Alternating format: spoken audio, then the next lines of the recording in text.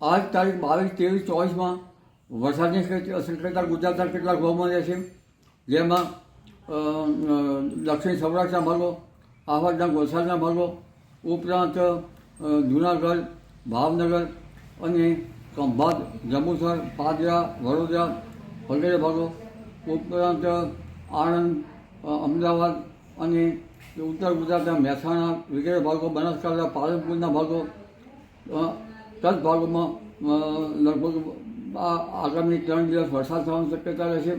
અને આ 3 દિવસમાં લગભગ કોઈ જગ્યાએ અડધો ઇંચ વરસાદ તો કોઈ જગ્યાએ 1 ઇંચ વરસાદ થવાની શક્યતા રહેશે. અમદાવાદના ભાગોમાં લગભગ ક્યારેક કોઈ ભાગમાં 1 ઇંચ જેવો વરસાદ થઈ શકે. પાલનપુરના ભાગમાં 15 થી 20 મિલીમીટર જેટલો વરસાદ થઈ શકે. મહેસાણાના ભાગોમાં પણ અડધા ઇંચ ઉપર વરસાદ થઈ શકવાની શક્યતા રહેશે. અને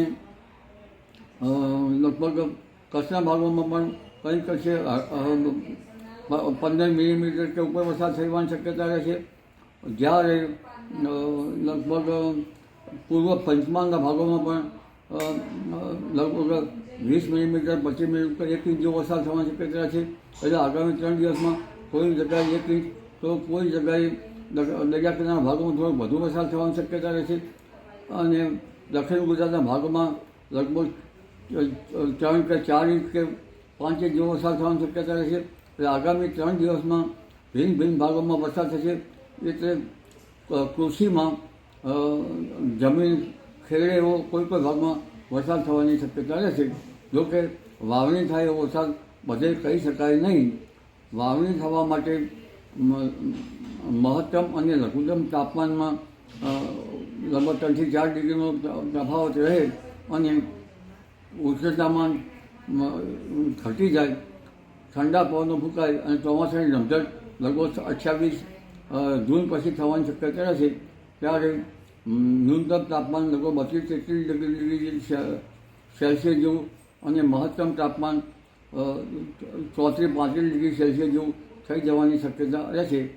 હમણાં ગરમી પડી રહી હતી એટલે વાદળો વિસરાઈ જતા હતા, પરંતુ તારીખ 28 પછી ચોમાસું રમઝટ બોલાવશે અને કોઈ જગ્યાએ ભારેથી કેટલાક ભાગમાં અતિભારે વરસાદ થવાની શક્યતા રહેશે. કારણ કે મધ્ય એશિયામાંથી આવતા ગરમ પવનો ઉત્તર ભારતમાં ભારે ગરમી કરતા હતા, જેના કારણે વાદળો વિખરાઈ જતા હતા અને પવનો ચોમાસું વિન્ડ ગસ્ટ હતી પણ એમાં ભેજનું પ્રમાણ ઓછું હતું. એટલે હવે દેશના પશ્ચિમ ભાગમાં રમઝટ બોલાવતું ચોમાસું મુંબઈ મહારાષ્ટ્રના ભાગોમાં થઈને ગુજરાતના ભાગમાં તારીખ 28 ડિસેમ્બર આસપાસ આવી પહોંચવાની શક્યતા રહેશે. જી.